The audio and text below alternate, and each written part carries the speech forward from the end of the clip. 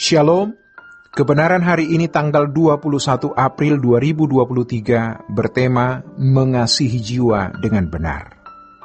Semua kita tahu bahwa bangsa Israel adalah umat pilihan, dari atau secara darah daging, karena mereka keturunan Abraham. Sedangkan kita adalah umat pilihan secara iman. Betapa jauh berbedanya umat pilihan secara darah daging dengan kita umat pilihan secara iman. Bangsa Israel adalah umat yang berpusat kepada diri mereka sebagai bangsa yang mereka banggakan sebagai umat pilihan.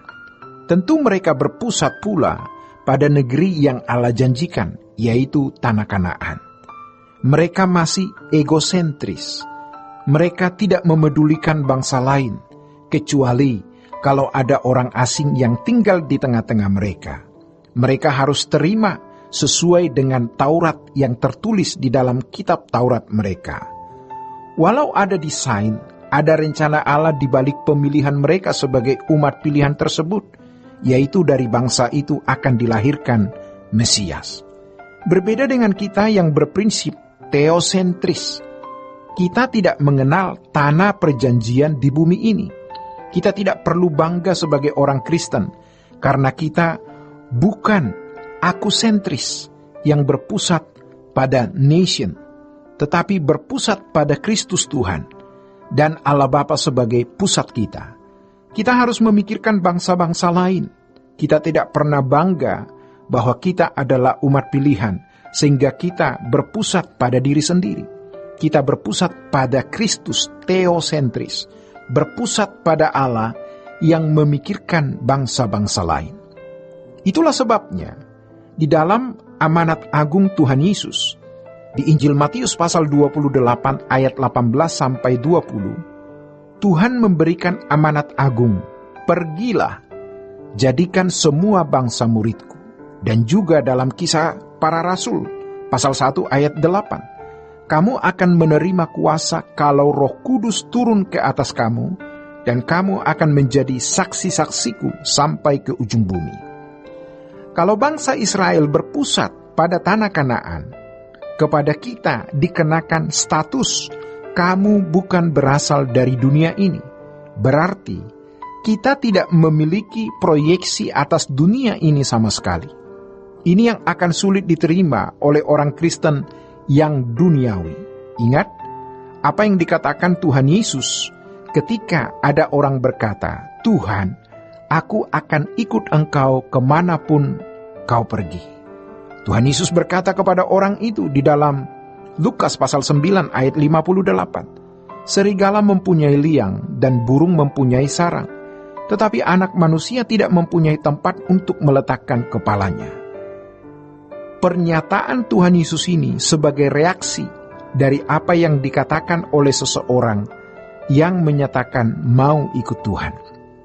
Tuhan Yesus tidak berkata boleh atau tidak boleh.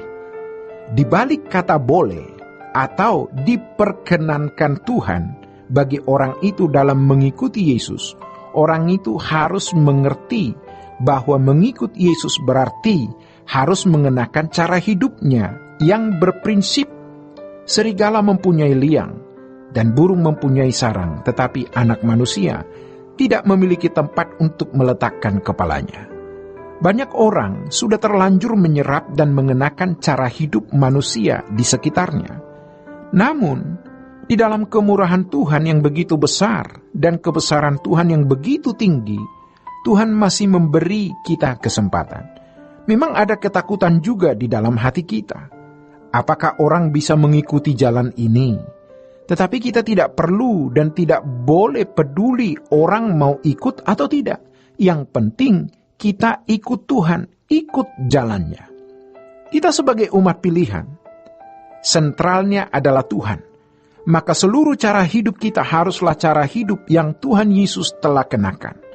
Betapa sulitnya untuk bisa menemukan inti, jiwa, nafas, esensi dari hidup Tuhan Yesus di dalam hidup kita, dalam pergumulan konkret kita hari ini. Tetapi pasti Roh Kudus akan menuntun bagaimana kita dapat mengenakan nafas jiwa dari kehidupan Yesus.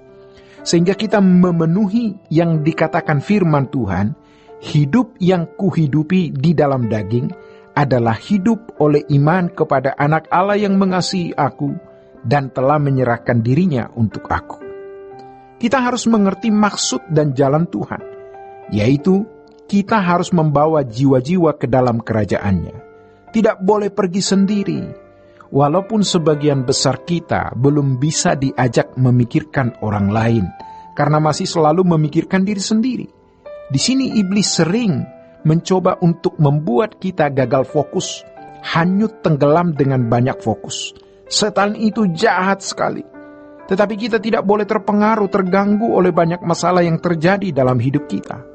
Rencana Allah besar bagaimana menyelamatkan manusia, sehingga bisa masuk ke negeri yang Allah janjikan, langit baru, bumi baru, dan menjadi anggota keluarga kerajaan Allah. Itu rencana yang jauh lebih besar dari masalah bisnis kita dipulihkan, sakit disembuhkan, lebih dari segalanya. Kalau kita mengerti hal itu dengan benar, berarti kita mengasihi jiwa kita dengan benar pula. Seseorang dikatakan mengasihi jiwanya dengan cara yang benar ketika ia tidak memusingkan pakaian, apa yang dimakan dan diminum, dan apapun. Karena prinsipnya adalah serigala mempunyai liang, burung mempunyai sarang, anak manusia tidak memiliki tempat untuk meletakkan kepalanya. Tidak salah kita berjuang untuk menyelesaikan hidup ekonomi kita, tetapi hendaknya itu tidak menyeret kita sehingga kita gagal fokus. Fokus kita adalah bagaimana kita menyelamatkan jiwa dengan benar, menjadi manusia yang diselamatkan sesuai rancangan Allah, yaitu dikembalikan kepada manusia yang memiliki kemuliaan Allah, dan membawa orang lain juga untuk menemukan kemuliaan Allah yang tidak mereka miliki. Ini yang harus menjadi proyek kita. Demikianlah kebenaran hari ini. Tuhan Yesus memberkati. Sola Gracia.